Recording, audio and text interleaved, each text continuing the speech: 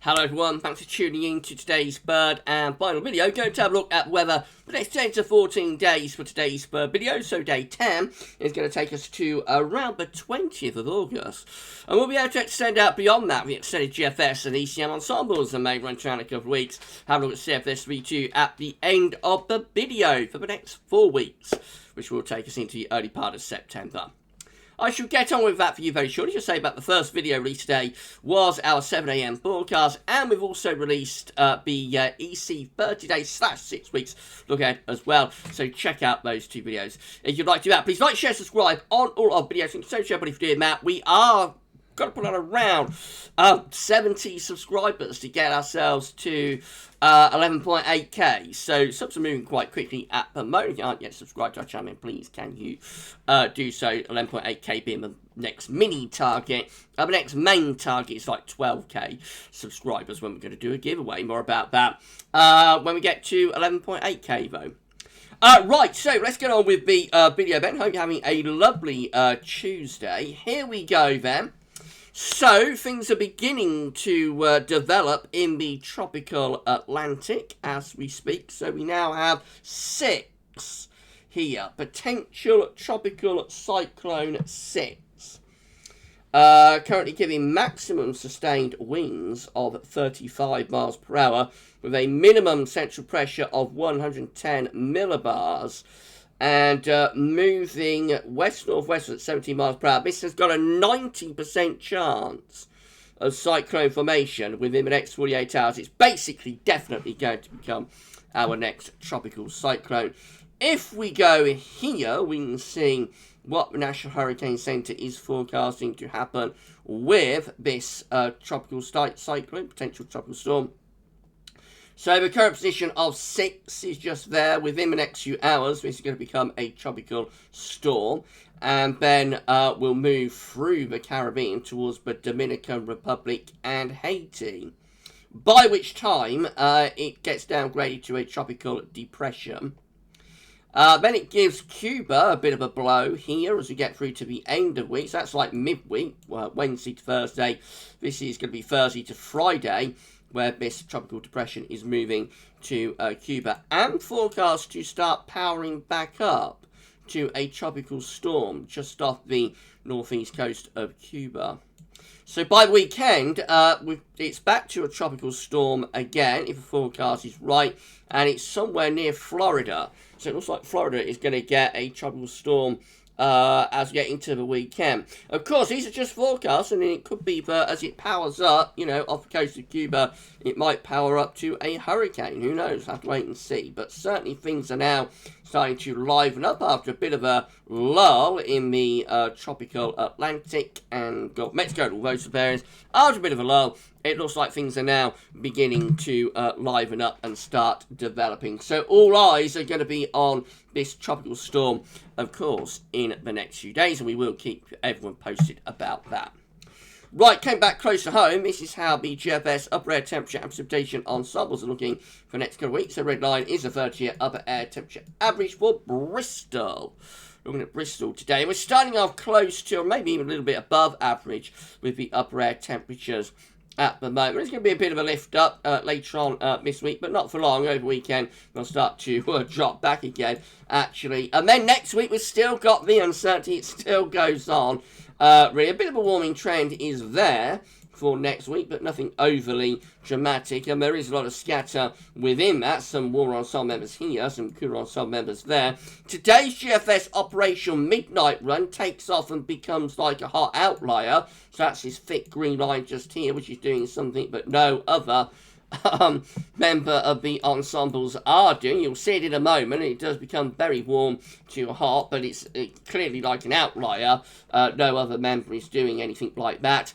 So it remains very uncertain what's happening as we get into next week. I think probably will build in some high pressure, but I think what's causing this sort of scatter and uncertainty, I think what's causing it is like the exact position of the high pressure. I think high pressure will build next week, but we get into that time of year where the exact position of the high pressure is going to be critical as to whether it's hot or whether it's warm or whether it could actually be quite cool, especially so at night. By day, it's not going to be that cool. Temperatures will be you know, quite warm in the sun still in the second half of August by day. But by night, if high pressure, say, is sitting to our west, we're bringing like a northerly flow around the high pressure, then, you know, by night, it could be quite chilly with temperature going down into single digits. So we're starting to move into that time of the year now, late summer, early autumn, which I think is explaining a bit of this scatter, but probably not all of it, because there's also some precipitation spikes there as well.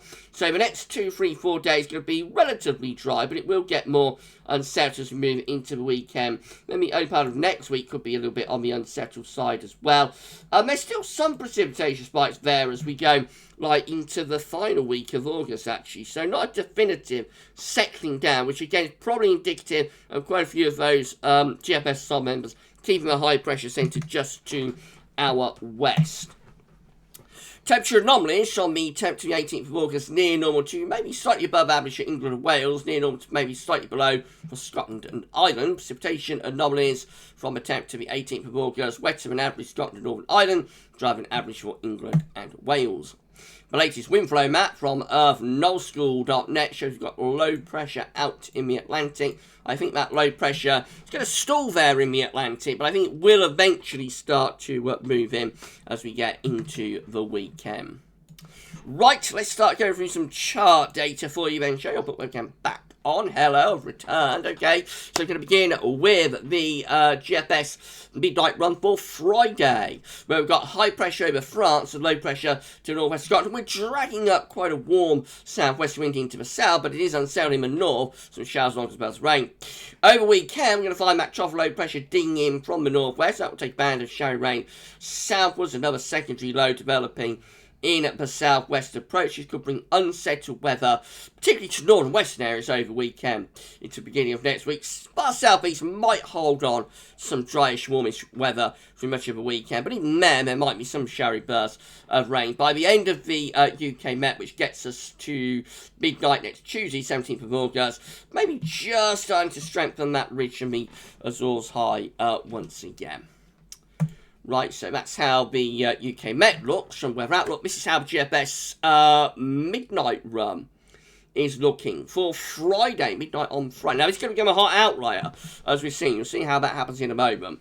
So, this is how the GFS midnight run is looking for Friday, 13th. We've got a ridge down in the south. Should keep some areas relatively dry, but low pressure to northwest Scotland could bring some quite heavy rain and strong winds through there. Into Saturday and Sunday, this next low pushes through. That could bring quite a bit of rain over the weekend, particularly to northern and west areas, and will, of course, pull in cooler west-northwest winds as well. That low pressure then clears way into the North Sea on Monday, and we get wind into the northwest, so a cool, showery northwesterly wind on Monday next week. But then by middle of next week, high pressure starts to ridge in from the Azores. So here comes the Azores high. As we move up towards day 10, we get that Azores high centred right over the top of the coast. That's starting to bring in some quite warm air from off the continent as well. So the position of the high means that we start to drag in some appreciable sort of warmth from eastern and southeastern parts, or two southeastern east parts of the country from off the continent, and that warmth gradually spreading northwards and westwards. And then we keep that high pressure centred more or less over the top of the country right the way through the extended range as well. Now, as you know, this is an outlier, so there aren't many other, or there weren't many other GFS Ensemble members doing this within the GFS ensembles. By the very end of the GFS run, we actually start to break down the ridge and begin to bring low pressure back in from off the Atlantic in what looks like a slightly autumnal looking chart by the 26th of August, which is as far as we go with the GFS. So the GFS does turn it pretty hot through the third week of August and relatively dry, but keep in mind that is a bit of an outlier. It was an outlier. This is for 6Z, this is the very latest. So, again, on Friday, we've got low pressure North Scotland, another low pressure southwest approaches a ridge down in the south, bringing some dry and warm weather to southern areas. But over the weekend, actually looking quite unsettled. This low pressure pushing through, bringing spells of rain, particularly for northern areas, probably reasonable amount of dry weather down in the south. But there could be some showers coming through and becoming cooler over the weekend for the northwest as well.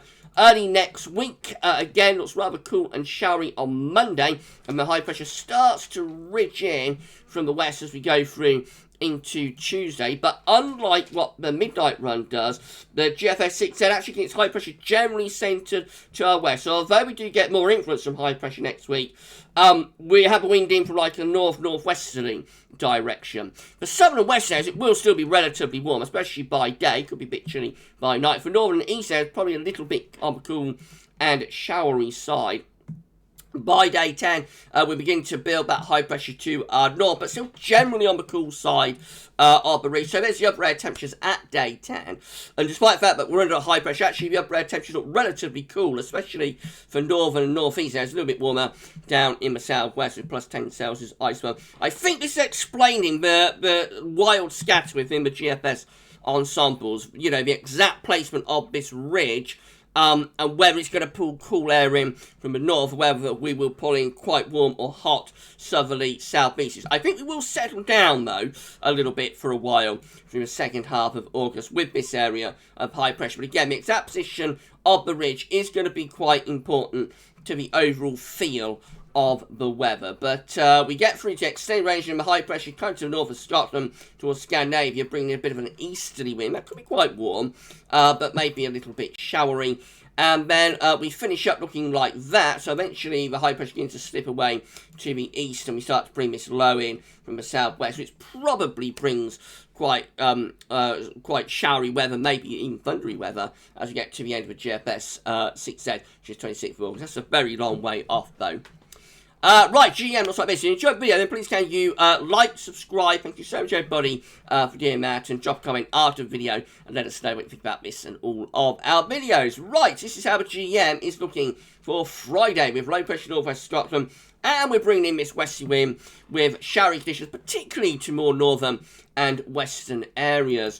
Through the weekend, again, looking rather mixed. Low pressure, particularly in the north, but could be some rain down in the south. Eventually we pull in this cool northwesterly wind by the time we get through to the early part of next week with the GEM. And then the rest of next week, again, the high pressure is trying to build in, but generally centering just to our west. Means we keep the wind in from a northwesterly to northerly direction through much of the week. So although it does turn drier, it certainly isn't a heat wave. It's certainly not particularly hot.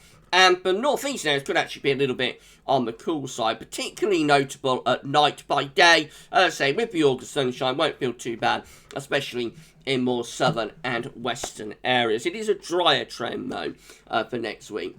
And then the ECM looking like that. Again, low pressure away to the northwest on Friday, bringing wet and windy weather, probably to the northwest. Could be reasonably dry and warm down in the south. Over the weekend, the high pressure pulls into the middle of the Atlantic. We turn wind into the northwest. It becomes cooler and showery over the weekend. And then into next week, again, the high pressure just centering to our west means that we're bringing in the wind from more of a northwesterly to sort of northerly direction. It's a little bit more settled, but it's not a heat wave. For northeast areas in particular, could be a little bit on the cool side. There's the upper air temperature in the middle of next week. They're nothing to get excited about, particularly.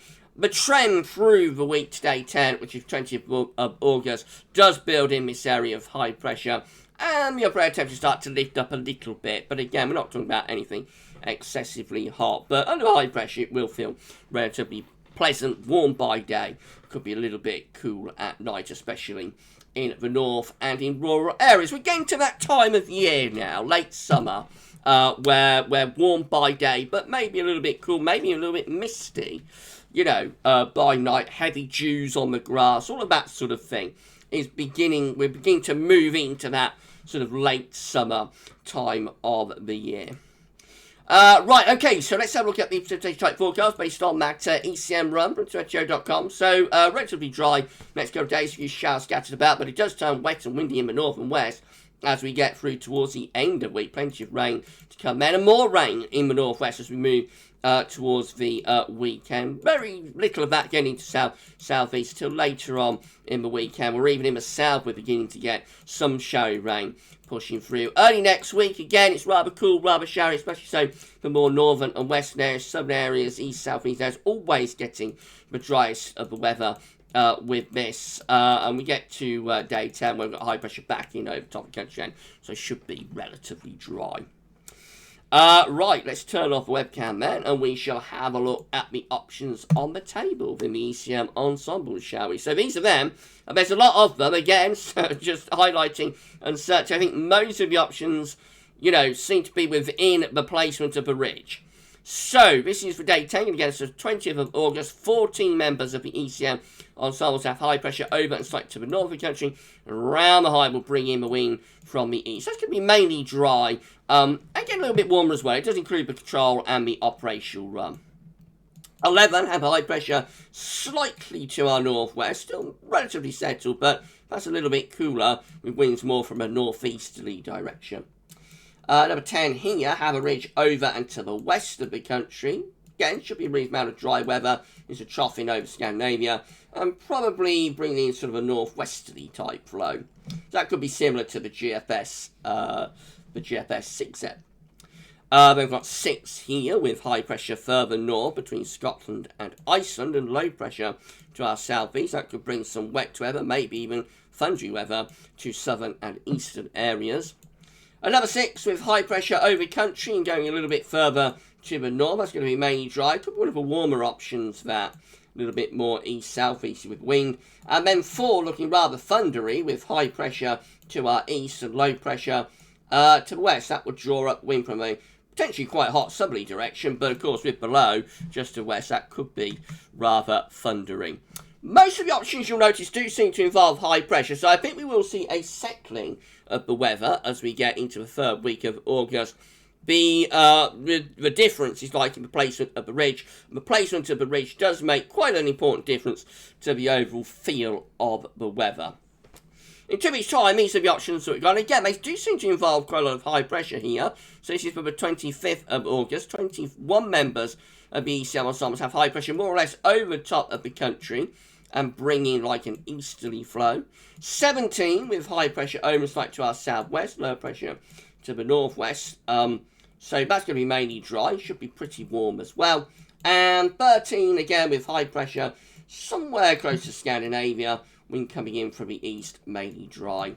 And potentially quite warm with that too. So I think we are inching our way here towards very gradual sorting out of this second half of August, which is going to be more anticyclonic, will be more high pressure dominated, should be a lot drier, especially for more northern areas, I suppose. But it's going to be the difference in where the ridge sits as to how warm it gets. Potentially we might set up a hot spell in the second half of August, but we've got to wait and see where that ridge is going to lie, I think. Finally, CFS V2 means the 500 millibar heights broken down into week periods. The first week period takes from the 10th to 16th of August. High pressure in the coming week will be building from the south, from the southwest. Low pressure out to the northwest. And so very gradually that should be starting to turn drier and warmer, especially for the south. Now, by week 2, we are under a big area of high pressure. 17th, 23rd of August. This ridge is sitting over the country and should bring up potentially a very warm and maybe quite hot sort of southerly southeasterly flow. So that looks pretty hot, I think. Week 3 will be the 24th to the 30th of August. High pressure is over Scandinavia. Then around the high, we're bringing in the wind from an easterly southeasterly direction. So again, that should be relatively settled and dry. There could be lower pressure to the south-southwest that might be starting to turn things a bit more unsettled there. And then week 4 will be the 31st of August to the 6th of September. With a ridge building from the Azores and going to northern Europe. Some low pressure was Greenland and Iceland, perhaps started to put ridge under a bit of pressure, but still mainly anticyclonic, relatively warm and dry into the first week of September. With that, so if the CFS is right, we're looking at a prolonged spell of high pressure domination. It might be going a bit over top with that, but we shall see, and time will tell. But I think we might be starting to sort things out now. Finally, after so much uncertainty, we might be starting sort things out now for the second half of August to be more anticyclonic, warmer, drier, but perhaps not going over the top with the idea of heat waves and whatnot. That's a possibility, of course, if high pressure gets going second half of August. But I think we're going to stay a bit cautious on that right now. Of course, a big unknown, let's just go here. So, if you enjoyed the video, please can you like, share, subscribe. Thank you so much, everybody, for doing that. Drop a comment, tell us what you think. Don't forget to tell your friends about GavsWeatherVids as well. Get them to subscribe as well. I've got to put on around 70 subscribers now to get to 11.8k. Thank you so much for doing that.